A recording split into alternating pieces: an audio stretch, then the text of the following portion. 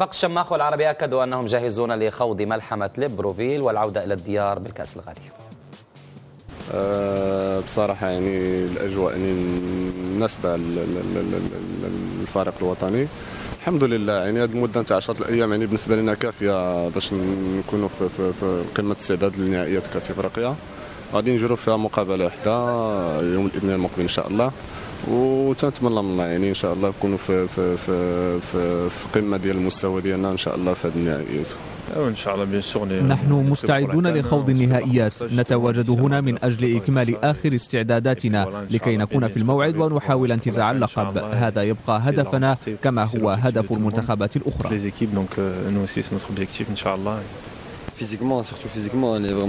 نحن مستعدون بشكل كامل خصوصا من الناحية البدنية، إذ أننا نخوض تدريبا متقدمة تتمثل في تدريبين 2 في اليوم.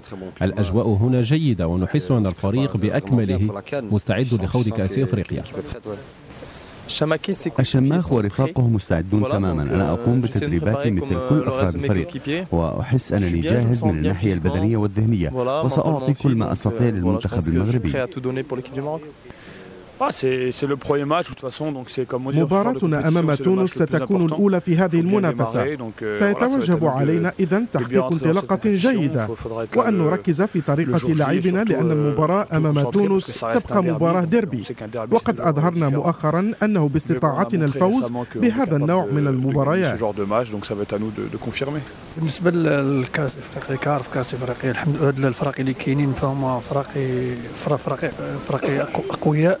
كما قلت لك نحاولوا نتعاملوا ماتش بار ماتش، وإلا دزنا إن شاء الله من الدور الأول إن شاء الله غادي تكون الطريق إن شاء الله مهدة قدامنا إن شاء الله باش نمشيو لأبعد نقطة كما قلت. سنحاول البحث عن التتويج لأننا نمتلك فريقا جيدا، وأتمنى أن نقدم أداء جيدا لأننا بالفعل نتوفر على